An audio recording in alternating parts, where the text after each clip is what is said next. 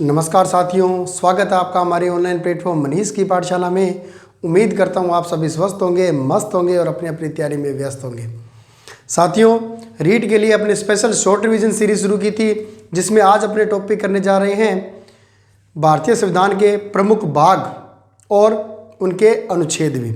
यहाँ से एग्जाम में क्वेश्चन आने की पूरी संभावना रहती है और जो मेन होंगे उसको अपने अलग से पढ़ेंगे, बाकी एक साथ पढ़ लेते हैं। ठीक है, तो अपने बात करते हैं। भारतीय संविधान में कुल 22 भाग, 395 अनुच्छेद और 12 अनुसूचियां हैं। अब इन 22 भाग की बात करें तो सबसे पहले बात करते हैं भाग एक। भाग एक क्या कहता है? भारत संघ का परिचय। भी भारत एक संघ होगा। अब देखो, मुख्यतः अपने भारत के कितने नाम है? 4 मानते हैं ना। भारत है, इंडिया है, आर्यवर्त और हिंदुस्तान है ना। तो 1 से लेकर 4 तक भारत संघ का परिचय, 1 से लेकर 4 तक। 5 में क्या है? नागरिकता। तो याद कैसे रहेंगे? आज नगर में पंचायत है, नगर में पंचायत है। 5 से 5 नगर से नागरिकता, तो आज नगर में पंचायत है। तो अनुच्छेद 5 से लेकर 11 तक क्या है? नागरिकता का वर्णन है। ठीक है, फिर बात करें भी, ये सपोज करो मेरा घर है। अब मेरे घर में मैं जिस मर्जी को बंदे को चाहूँ वो अंदर आए, जिस मर्जी को कहे तो बाहर जाए, क्योंकि घर किसका है? मेरा है। तो मेरा मूल अधिकार क्या है? किसी को घर से बाहर निकालने का। तो मूल अधिकार क्या है? बाहर निकालने का, है ना। और बागड़ी में बोल दिया तो बाहर ने क्या बोला? बाहर है, मैं तो बाहर काट देशूँ, बाहर निकाल देशूँ। तो बाहर मतलब बाहर है, तो अनुच्छेद 12। मूल अधिकार क्या है? घर से बाहर निकालने का। तो 12 से 35 तक क्या है? मूल अधिकार है। फिर अब देखो, शहरों के अंदर बहुत ही कंजेस्टेड हाउस होते हैं, गाँव के अंदर भी होते हैं। तो जो महत्वपूर्ण निर्णय होते हैं, नीतियाँ होती है, वो किसी सीक्रेट जगह पर बैठकर बनाई जाती है। और लगभग हम क्या मानते हैं, अपने घर में जो चौबारे होते हैं, है ना, जो छत के ऊपर होता है, एटिक बोलते हैं जिनको, तो वहाँ पर क्या कहते हैं? नीतियाँ बनाते हैं। तो नीति कहाँ बनाते हैं? नीति छत पर बनाते हैं, छत पर। छत से 36, यानी नीति की निर्देशक तत्व तो कहाँ से है? 36 से लेकर 51 तक है। याद हो जाएगा। तो नीति कहाँ बनाते हैं? छत पर, छत से 36, 36 से 51। ठीक है, भाग 4। फिर 4 क्या कहता है? मेरा मूल कर्तव्य क्या है? मंदिर में 51 रुपये का प्रसाद चढ़ाना, प्रसाद चढ़ाना भी, है ना, क्योंकि प्रसाद हमेशा सवाई पर चढ़ाते हैं। तो मूल कर्तव्य क्या है? 51 रुपये का प्रसाद चढ़ाना। कोई भी धर्म विषय से मेरा लेना देना नहीं है, याद करने के लिए ट्रिक है, जैसे आपको याद हो याद कर लेना है। फिर बात करते हैं केंद्र सरकार। ठीक है, 52 से 151, सीधा याद रखना, 52 से 151। ठीक है, क्या है? केंद्र सरकार है। केंद्र के बाद राज्य सरकार। राज्य सरकार 151 से आगे 152 से लेकर 237 तक राज्य सरकार है भी। ठीक है, तो केंद्र सरकार 52 से 151, जिसमें राष्ट्रपति, कार्यपालिका, व्यवस्थापिका और न्यायपालिका तीनों आती है। उसी तरह राज्य सरकार में भी राज्यपाल, व्यवस्थापिका, कार्यपालिका और न्यायपालिका तीनों सम्मिलित होगी। ठीक है, फिर बात करते हैं भाग 7, श्रेणी राज्य, अनुच्छेद 238 भी। इसको भूल जाना, क्योंकि 7वें संविधान संशोधन 1956 के द्वारा राज्यों की श्रेणी क्या कर दी गई? समाप्त कर दी गई और भारत को 14 राज्यों और 7 केंद्र शासित प्रदेशों में बांट दिया गया था। मतलब है श्रेणी राज्य यहाँ पर समाप्त हो गए। ठीक है ना, तो याद क्या रखोगे? 7 क्या हो गया? समाप्त हो गया। 7 समाप्त किसके द्वारा? 7वें संविधान संशोधन। क्लियर है। फिर भाग 8, केंद्र शासित प्रदेश। ठीक है, केंद्र शासित प्रदेश है अनुच्छेद 239 से लेकर 242 तक। ठीक है, तो क्या होगा? केंद्र क्या करेगी? 39 करेगी। क्या करेगी? 39 करेगी, 39 से 42। फिर भाग 9 अपने लिए सबसे ज़्यादा महत्वपूर्ण कह सकते हैं। भाग 9 क्या कहता है? पंचायती राज।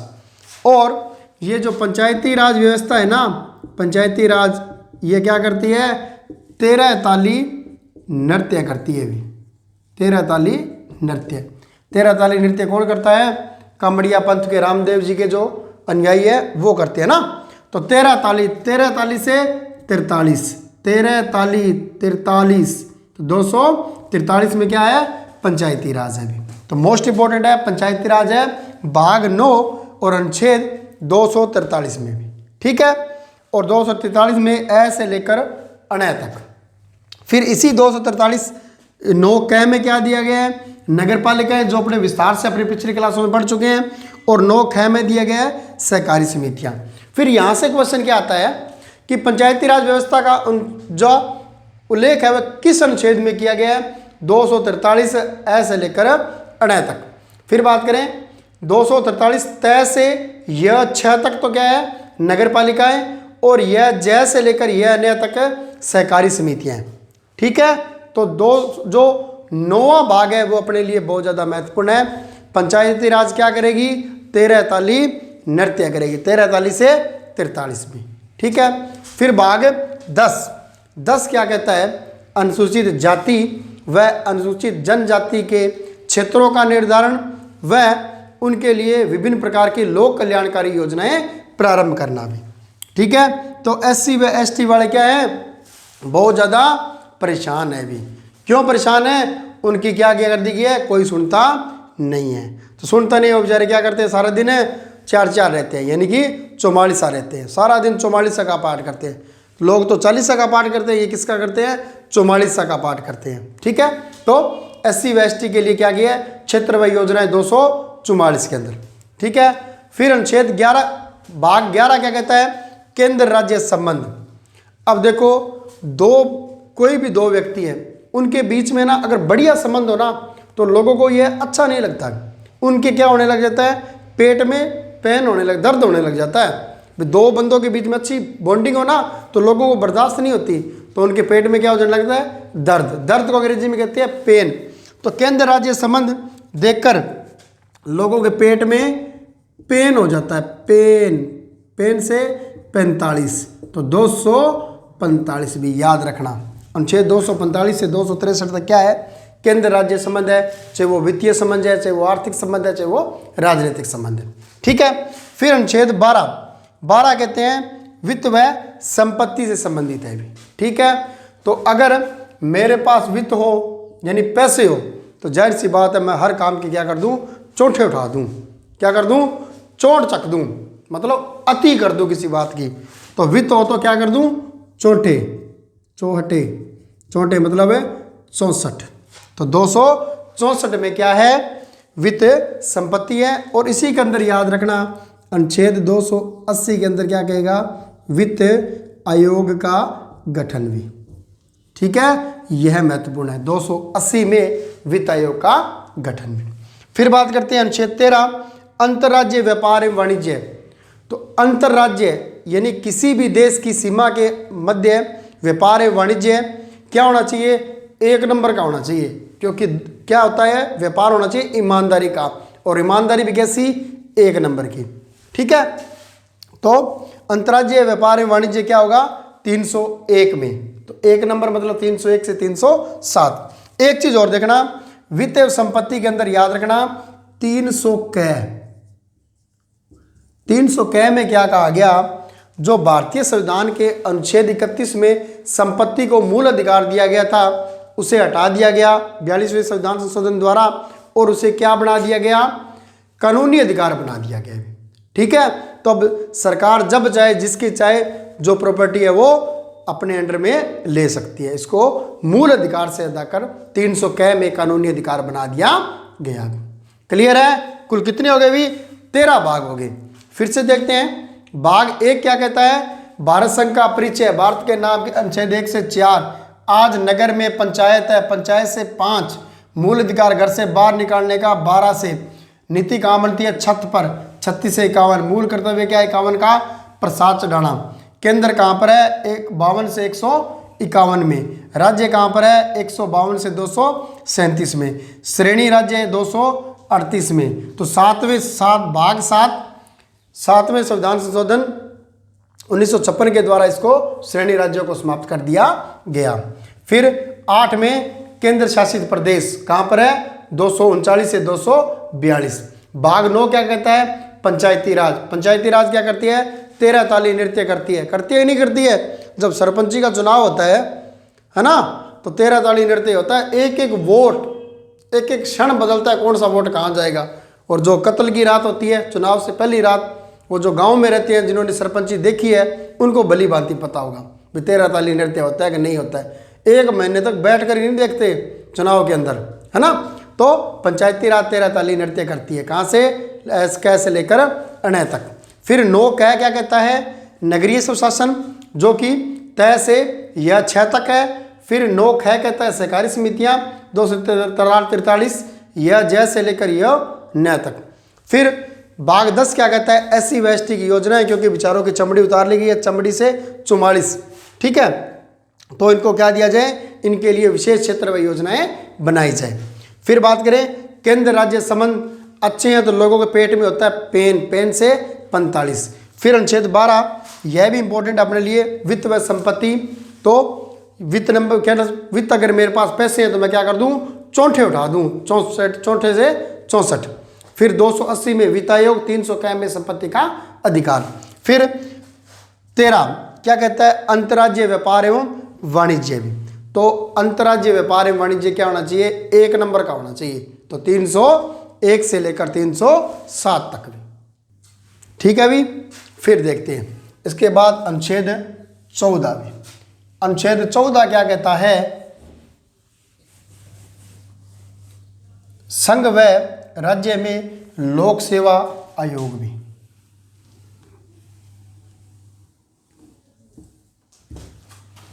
संघ व राज्यों में लोक सेवा आयोग कहाँ कहता है, अनुच्छेद 114 कहता है, ठीक है, सॉरी 308 में कहता है। भाग 14 की बात करें, भाग 14 कहता है यूपीएससी यानी व पीएससी, सभी राज्यों में के लिए लोक सेवा व राज्य सेवा आयोग का गठन कहाँ किया गया है, भाग 14 में अनुच्छेद 308 से लेकर 323।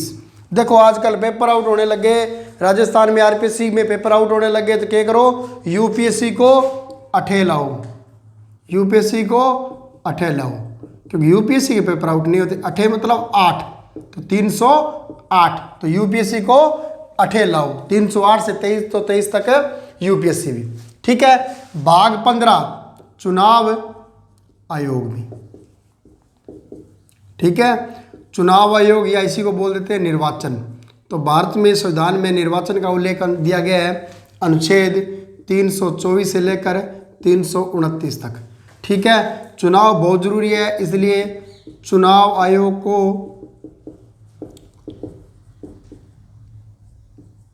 चौंतरी पर बैठाओ। कहाँ बैठाओ, घर के आगे चौंतरी पर बैठाओ, 34 से 24, 34 से 24, तो 324 से 329 तक है चुनाव आयोग भी, ठीक है। फिर बात करते हैं भाग 16, यह क्या कहता है, विशेष वर्गों जैसे ओबीसी है, ईडब्ल्यूएस है आदि के लिए आरक्षण, निर्वाचन व पढ़ाई, ठीक है। इनके लिए आरक्षण, चुनाव व पढ़ाई कहाँ दिया गया है, 330 में। तो याद रखना 330 से लेकर 343 तक किसका उल्लेख किया गया है, तो जो विशेष वर्गों के लिए प्रावधान किए गए हैं, ठीक है, जिसमें ओबीसी है, ईडब्ल्यूएस है, इन सभी को शामिल कर सकते हैं। फिर कहते हैं भाग 17, यह भी अपने लिए महत्वपूर्ण है, राजभाषा भी, ठीक है।